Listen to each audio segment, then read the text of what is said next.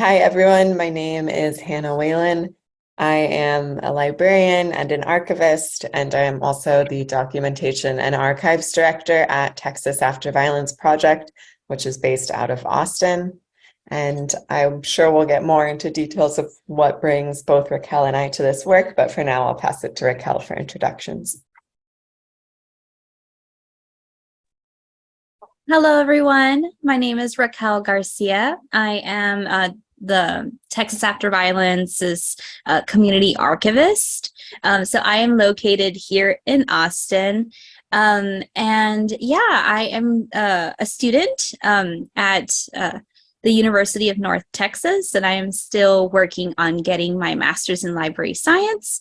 I'm almost finished. I graduate in fall of 2023. So yeah, so I'll go ahead and pass along the mic to whoever wants to go next.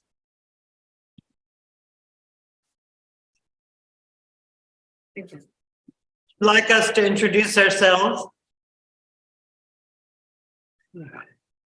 Sure. I don't think she could hear you. I think that's a good idea. I'll go ahead and say something. This is maybe the first time that Hannah and Raquel have visited the meeting house virtually, but they have been here in the meeting house before together, and that was very nice.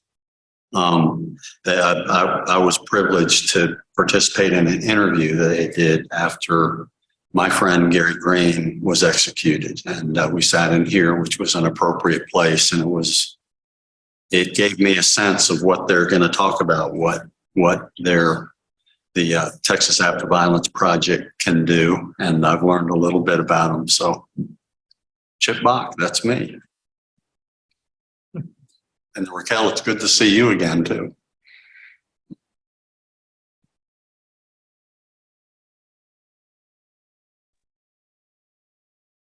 Thanks so much, Chip. Oh, sorry.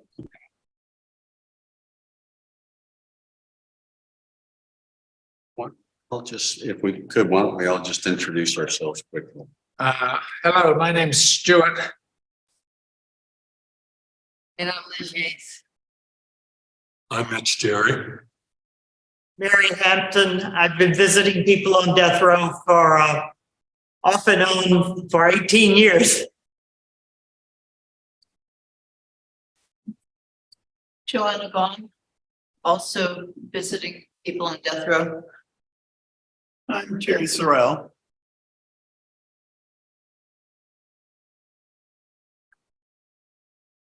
That's better. Don't all talk at once.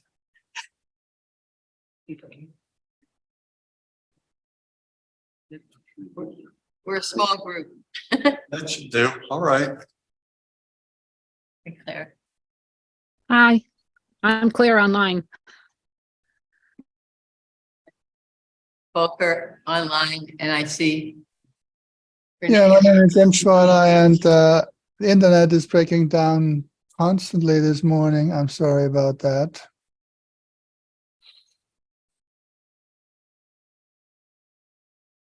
That's a wild background, Paul.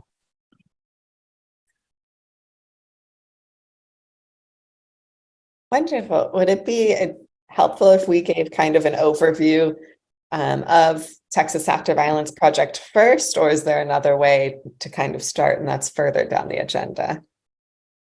I think that would be great, Hannah, to give an overview. Exactly. Amazing. Yeah, a logical question might be, what are two librarians or people studying library science doing talking about violence? And so I'll start with discussing the history of the organization, which, as most of you probably know, was founded by Walter Long. That was back in 2007, and the original aim of the organization was to document and collect interviews about the death penalty in Texas. Specifically, these interviews were conducted through oral history methods rather than journalistic interviews. Oral history is different than journalism style interviews in that the intent is to let the person being interviewed dictate the interview, control the narrative, and control the flow of questions as they wish. So Texas After Violence Project started collecting these interviews to try and understand the lasting impacts of the death penalty in Texas on everyone involved. So that includes family members, that includes witnesses in cases, jurors, prosecutors, and to really develop a holistic understanding from all points of view about what happens when the state enacts violence as a method of punishment. Since 2007, we've grown into a pretty robust nonprofit organization with a expanded mission. We still use oral history to document the impacts of the death penalty, but we also look at the impacts of long-term incarceration. We also look at the impacts of police brutality and of state-sanctioned violence in any form. We also now have a physical archive where we collect materials, court files, personal artifacts that document or give insight into state-sanctioned violence. We've seen increasingly since 2007 that our archive of interviews and of materials is being used by activists, journalists, artists, students. We've seen that it's being used on the legislative floor in Texas, and we're gathering increasing support, I'd say, for our work from funders across the US, including the Institute for Museum and Library Sciences and Mellon Foundation, and people who really typically had an interest in large-scale museums and libraries and are now seeing the power of documentation work on the smaller scale. So I'll stop there and pass it to Raquel to see. Raquel, do you want to add anything about our organization? Yes, I think you touched base on all of the most important points, Hannah. So maybe I don't have much to contribute, but I do want to also add an emphasis on the fact that our organization is also heavily focused on making sure that all of our activities, our values, our mission are in line with that of the community. And the way we do that is we do have a community advisory board. This community, well, I think community advisory committee is the correct term that we have listed on our website. Aside from that, we also have a fellowship program that is also composed of individuals who have been impacted by state violence. So these fellows, they also contribute to the archive by providing, I guess you could say, like an insight on how they have been impacted and how the people that they know have been impacted as well. So it kind of gives that their community also the agency to provide a narrative for their story.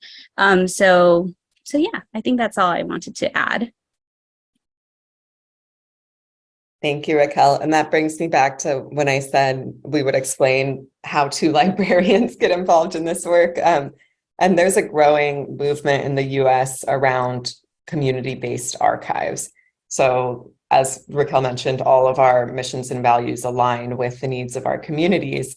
And we prioritize the belief that communities can document their own experience. And so in this instance, our community is the community that's suffering from state-sanctioned violence. And we believe that they have the right to document what that's been like. And so in this growing movement, a lot of people, a lot of librarians and archivists like Raquel and I are attempting to add assistance by providing help with structures for documentation with the technological needs of a digital archive. And so that's kind of how you'll see a lot of librarians and archivists involved in this work.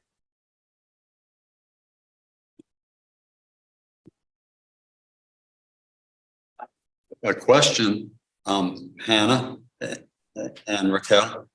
I've been to the website. There's a number of interviews there. How many people have participated in the oral interview process? Raquel, do you have a good now? Sorry, I saw you unmuted. Yes.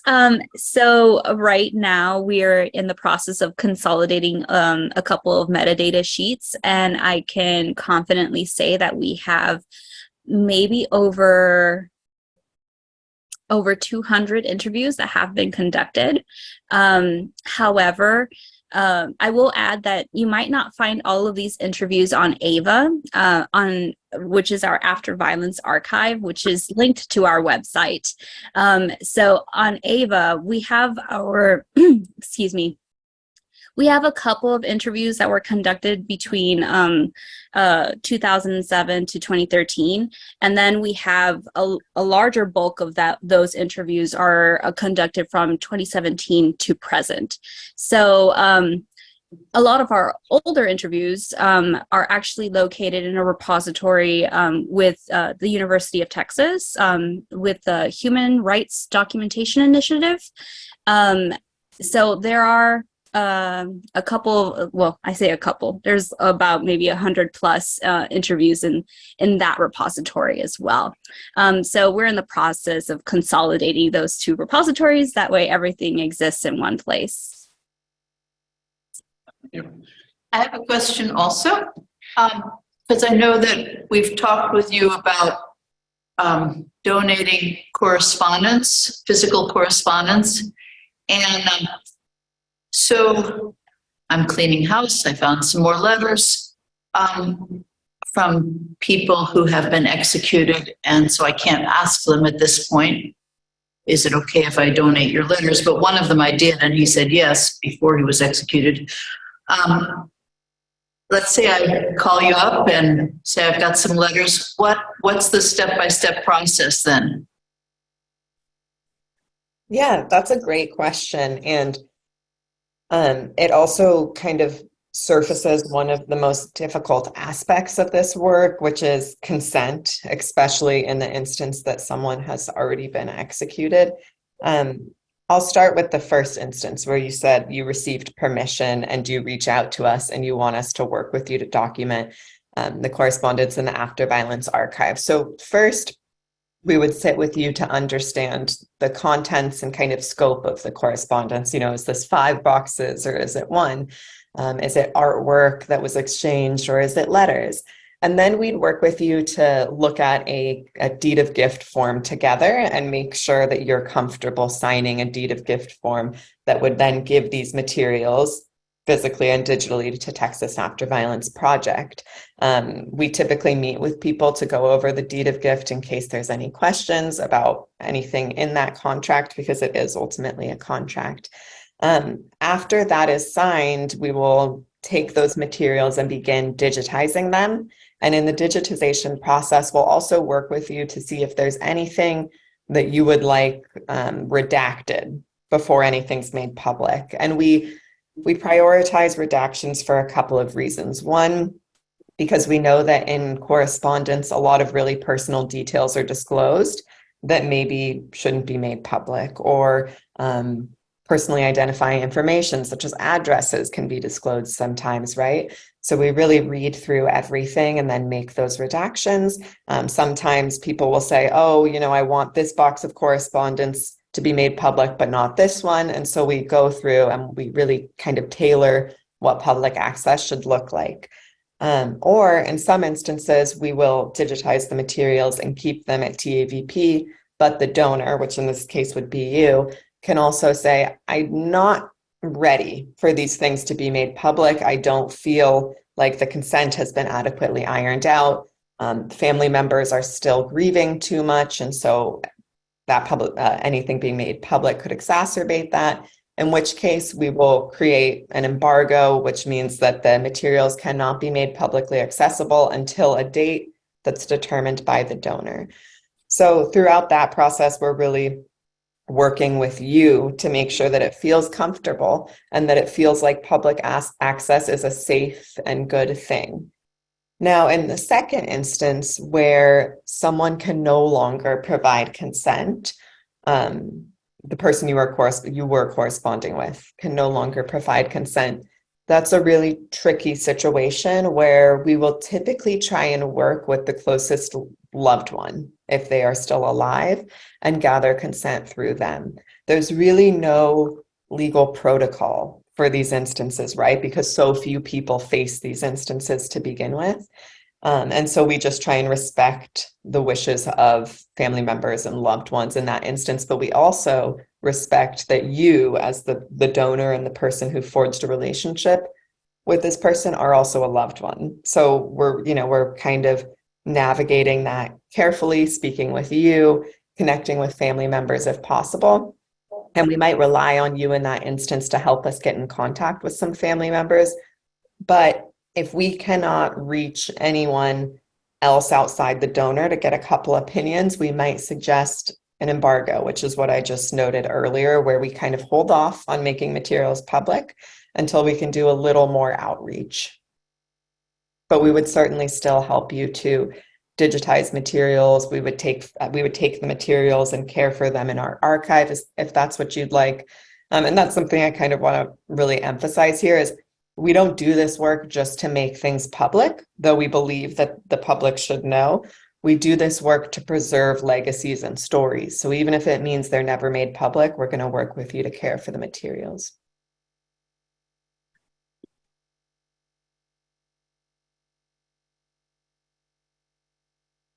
Thank you. That leads me to another question. You said the word outreach. Do you, as a librarian or as an organization, try to find next of kin or other family members of deceased men from death row or deceased people from death row? Yes, we have done that. Our first choice would be to work with you if you know any family members, because we believe it's important to leverage existing connections so that it never feels like a cold call or a stranger reaching out after a really sensitive death. But if that is not possible, then we will use websites like genealogy.com. We have done that in the past, and it's proven to be really effective. I'll say for other projects we're working on, we have found, dating back to executions that occurred in the 1920s, we found family members. So that is definitely something we can help with. I can say one more thing. So in this cleaning out process, partly it's because I'm getting older, and if I should die, my kids would not be interested in this trove of letters, right? So do I understand correctly that you would take letters with or without permission, and that's from somebody who is still on death row? If someone is still on death row, we would ideally like to receive consent from them before the intake of the letters. But yes. Thank you. Mm-hmm. Thank you for these questions. Do you want to have both sides of correspondence if it still exists, or just the letters from the person on death row? This is such a great question. And Raquel, I'd be interested in your thoughts here too, because there are a lot of opinions on this. To me, I believe that both sides of the correspondence are really useful because they show the full scope of a relationship. And we know in these instances, in death penalty cases and executions, that the public, the prosecutor, the court system is attempting to strip humanity and to say that people don't deserve care, right? And when we see the full extent of a relationship, we really see the humanity that exists. So for me, that it is very useful to have both sides of correspondence. But for some donors, it's not as comfortable to provide both sides, but I always encourage it. It's also a demonstration of good faith, I think, to say, we're going to both be vulnerable here. But of course, it's not exactly always comfortable, and we understand that. Raquel, what do you think? I definitely agree. When you said that both the the donor and the individual who is incarcerated would both be vulnerable, I think that is beautiful, and I definitely resonate with that. But yes, I agree with you, Hannah. I do believe it provides a lot of context as well in regards to like what the letters are about. So I think that would be wonderful.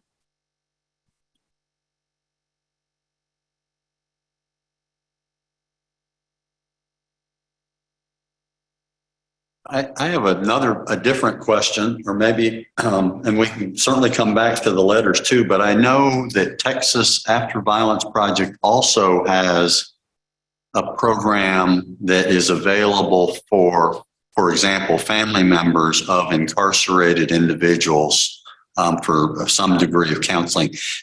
Can you talk a little bit about that? Certainly. We have a program called Access to Treatment, which provides mental health services for family members of people who have been sentenced to death or who have been executed. That is run by a therapist named Susanna Sheffer, but we also have therapists licensed in Ohio, a couple other states aside from just Texas.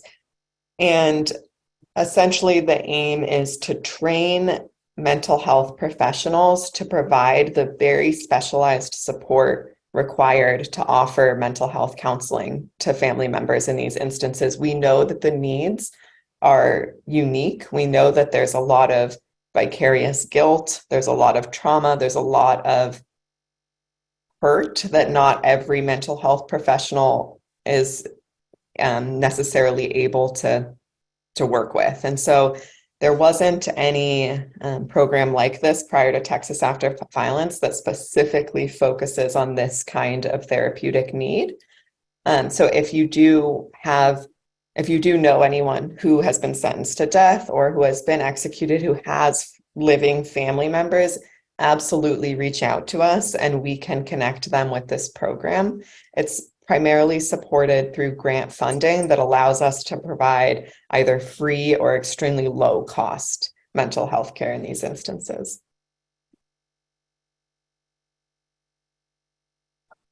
A complex issue, and it's a delicate area, and maybe you don't go here, but do you actively seek correspondence from the victims of murder whose prisoner is now facing execution in an attempt to build bridges and reconciliation over the years? Or is that just too hot to handle? That's a really important question. We do not do necessarily outreach in these instances, knowing that it could be re-traumatizing, but we have conducted many interviews with family members or loved ones of people who have been murdered. Because we focus on the impacts of violence in general, that would be kind of negligent of us to just look at one side of violence. We have been really surprised, I'd say, over the years, how many family members came forward wanting to participate in interviews.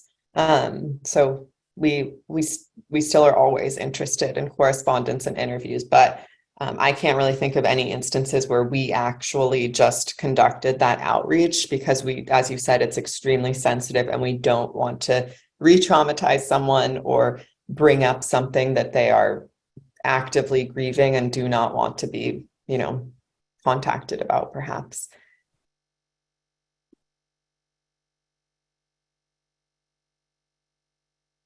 This is Erica. I'm also a librarian. And I've worked on this library behind me a little bit, but for some time, I was a volunteer with the organization by transcribing interviews while it was still in the UT archive situation. And I sent a bunch of stuff back, and then apparently there was a transition of personnel and stuff, and I never heard from anybody again. So what kind of volunteer opportunities are there still for folks who want to assist in the archiving and processing of these activities? Great question. I will also say that one of the reasons we're kind of, gently severing our relationship with UT is because they're a giant institution that hasn't always had the capacity to treat our interactions or our collections with the same kind of care on the day-to-day basis that we do. And so that's one of the reasons we're kind of shifting everything over to be in-house, for lack of a better phrase. As far as volunteer opportunities, we actually still work with a ton of transcriptionists. We always try to now pay transcriptionists because it is labor. It takes a lot of time to conduct transcription work. And if you're ever interested in participating again in transcription work, you can reach out to either Raquel or I, and we can definitely try and connect you to some of our projects. I'd say at any point we have, 2 to 5 people working on transcripts for us. If other volunteer opportunities come up, I will certainly reach out to this group. But for the most part, I would say it's definitely transcription work. And for anyone in the audience who's unfamiliar with what we're talking about when we say transcription work, that's the process of taking an audio video interview that's occurred, generating a pre-generated transcript that can be read of that interview, and then working with a transcriptionist who will edit the transcript to make sure that the flow of communication is clear, the speakers, there's a differentiation in who the speakers are, that any context needed is applied to that written transcript. And we always provide both written transcripts along with our audio interviews for a couple of reasons. One, because we know people are more comfortable reading sometimes than listening. 2, because they are searchable by keyword, which is important for research purposes. 3, because that's a huge component of oral history. So Erica, I will certainly be happy to hear from you. I'll make sure my email's in the chat.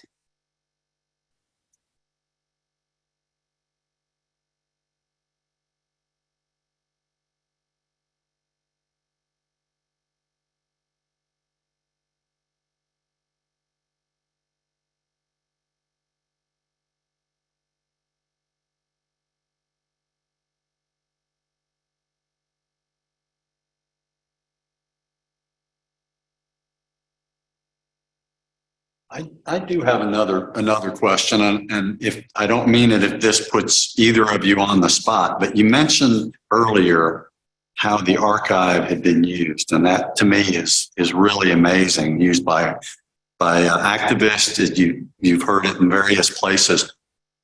What is there a case or a situation where something from the archive was used that especially was pleasing for you, that you felt like that really made it worthwhile? For me, something I think a lot about, I do think about the uses of the archive and the archival materials themselves a lot, but I also think about the benefit that occurs during the process of creation. So in the process of creating these interviews, to me, the most valuable thing I hear is how healing it was for people to tell their story. Or something I hear, which means the world, is that people didn't know anyone would be interested in these stories until they found one of our stories online. And that's huge. That just interpersonal, this story matters light bulb that can go off, I think matters the most to me. I would also I of course, any legislative use of our materials is huge too. But there's a lot of, back and forth that occurs in the ledge on a day-to-day basis. And we don't always get to hear about it in the same way that we get to hear about the personal impact that one person might experience from participating in an interview or from encountering an interview. Raquel, do you have thoughts on? I will say, and I think I'm grateful that you bring up the ledge, Hannah, because I feel that is one of the places that one allows our advocacy fellow Jennifer Toon to truly shine because she does amazing work, and I appreciate the diligence and she's just completely immersed in this work, and it's amazing because it's such a difficult job, to be at the ledge day after day, trying to advocate for change, and being met with not very great feelings, or being met with surprisingly kindness.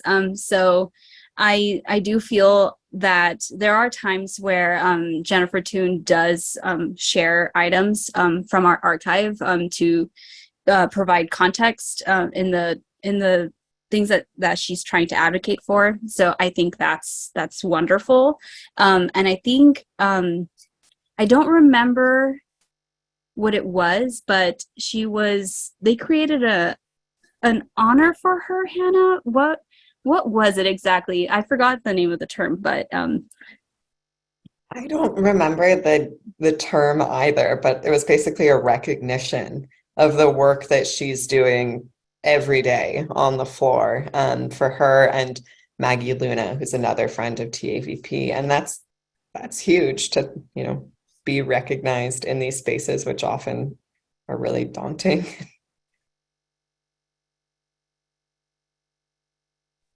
yeah, so I just feel like it truly gives all of these individuals that have contributed to the archive, it gives them that platform, and I think that's amazing.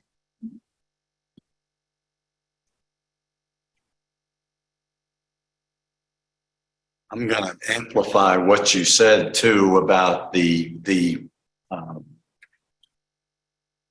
I'll call it the therapeutic effect of sitting through an interview. I don't want to downplay that in any form or fashion, because that was certainly for me a part of my own personal healing. And and the reality is we don't sit around with our friends and talk about with our friends outside of this community and talk about our relationships with men or women on death row. And so being in a situation where I could kind of blather on for 40 or 45 minutes felt pretty good. So.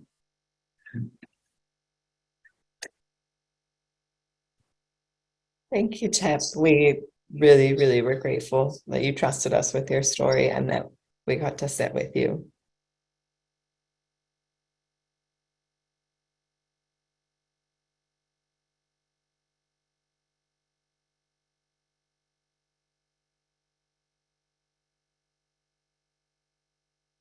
I also wanted to say that if anyone does some exploring online or checks out the website and decides they have questions afterwards, that both Raquel and I can always be reached through email. So there's no need to think this has to be our final interaction. That you had information on people whose death went back to the 1920s. I gather there is no time limit on when the interviews can occur. I'm thinking about the first person I was in any relationship to on death row, Bush Ramirez, who was killed in 2005. But as I sit here and think about it, it's very vivid to me. Absolutely, yes. There is no kind of statute on when we will conduct interviews about any instance of state-sanctioned violence in Texas, whether it was 2005 or whether it was yesterday.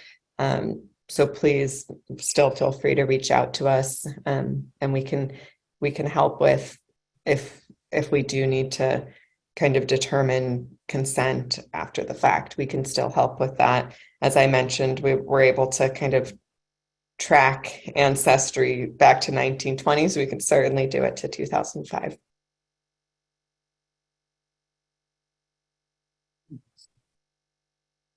I have a question online here. So thank you for this phenomenal work and giving people a chance to tell their stories. I guess a question I have is how do you, there's also a piece of an audience and hearing their stories. And how do you promote, how do you get that word out that, you know, these are being documented, these stories? That's a great question. And I'll say a huge way that we've gained interest over the past couple of years is, I mentioned this movement in the US towards community-based archive and documentation work. And Texas After Violence Project has really emerged as one of the kind of leaders in community-based documentation work. And that's resulted in our work being shared in universities across the US. I'll say that is how I first learned of Texas After Violence Project while I was in library school at UCLA. That's been huge. I'd say increasingly, our current executive director, Gabe Solis, writes about this work, and his writing has been shared across the US. We rely on search engines. We recently received outreach from someone from the BBC who said, you know, I found you using these keyword searches. We also try and get inventive with our partnerships. For instance, we recently collaborated with a class at St. Ed's, an art class, who wanted to do public displays of some of our materials or work with transcripts to create videos that could be shared. So it's really a lot of those collaborations. And then Raquel mentioned that we have a fellowship called the Visions After Violence Fellowship. And that's a huge way that we conduct outreach and share work too, because that fellowship provides funding and support for people to go out into their own communities and conduct interviews. So that's not TAVP staff conducting the interviews. It's really people on the ground in their own communities. And through those interviews, that's a huge word of mouth spreading of our work. It's proven to be huge. I'll also say that the funders I mentioned earlier, like the Institute for Museum and Library Sciences, they do a really good job at sharing our work. Social media, there's so many ways. I do get I get the analytics for even our writing that's shared online, how many viewers read it per week. And I'm always surprised thinking, did another professor add this to their syllabus or something? Because it's hundreds and hundreds of people every week, even just reading the writing we share. So Raquel, I'm probably missing 1,000 things here. No, I think you covered it, a lot of it. I do want to add, though, that as part of our fellowship program, we also have a component of that fellowship called archival activation. And through us supporting the fellows with their archival activation, which will usually result in some form of artwork. It could be audiovisual, it could be general art, it could be a magazine, it could be whatever the fellows decide would be the best way to represent their mini collection of oral histories. And I'll use Juania Sueños as an example. She created a beautiful zine. Or is it a zine, Mega? Hannah, I feel like it's almost even like a small book. That's like a book. Yeah. And in there, she provided beautiful visuals. She included photographs of the individuals that she interviewed, and they were amazing photographs, along with snippets of the transcripts of the oral history interviews. So I think that is another way in which we we help promote these stories. And I think it's beautiful because it's artistic. It still retains the how would you say, the authenticity of the oral history in a respectful way. So that's another way that we Raquel, in library parlance, I think that's called a chap book. CHAP book, a chap book. I think that's what those might be called. And I wanted to add on to that because I wasn't quite sure. There is the National Oral History Project. And are you related at all or hooked in with them as well? I can't think of the name of it right off my top of my head. It's the one that they have on KUT every Friday morning. Yeah, so we're pretty much connected to every large scale and small scale, but here we're talking about the large scale oral history project. So, and to the American Library Association. But I'm thinking specifically of like OMA at Columbia, the Oral History Masters of Arts. That has a huge connection to Texas After Violence Project. Every oral history class at UCLA, we typically go and speak with. So we do kind of keep these connections to the field however we can.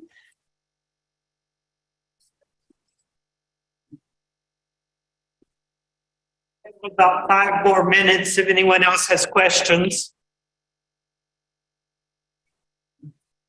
I do have one if no one else has one, and this could take longer than 5 minutes, so just take as short a time as you need to. But all of us who, well, I don't want to say all of us, many of us or most of us who do correspond with individuals on death row, recently in the last 6 months have seen a change as we've gone from typically paper written letters, some of us electronic, over to Securitas and the electronic archive. So I guess my question is, how does that impact you? And maybe even bigger, you know, what the technology shifts that we're seeing, how is it kind of affecting you?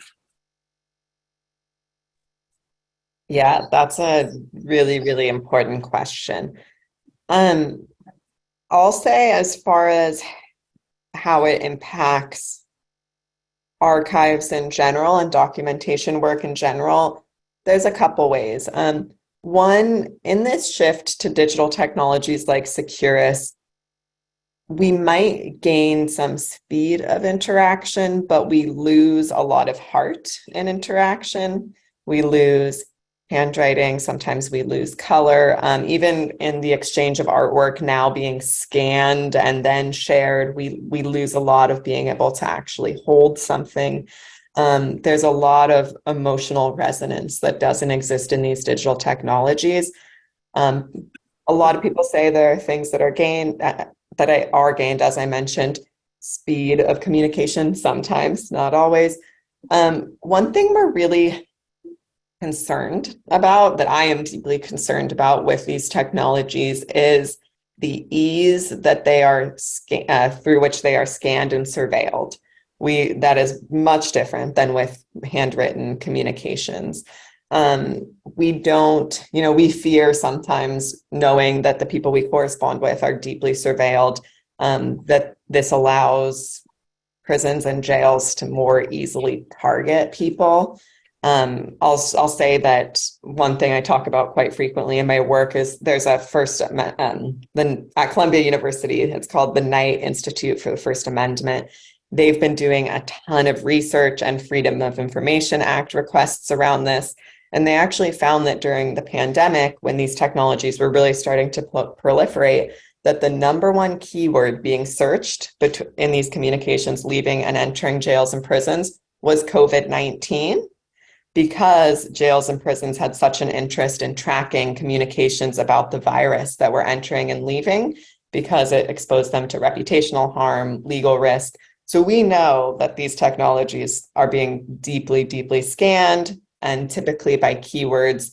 So it's all really tricky. It's really, really tricky for a couple reasons, everything from, you know, the loss of emotional resonance to the potentials for heightened surveillance and punishment.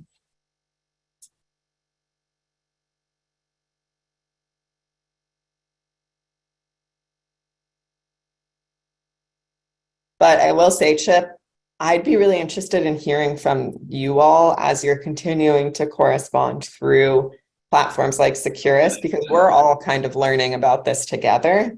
And I think it's going to take all of us continuing to be in communication about it to really understand. And I'm hoping that we learn more about benefits too. You know, I don't want to say that it's going to all be bad, because there, you know, we can find some benefits. Mhm.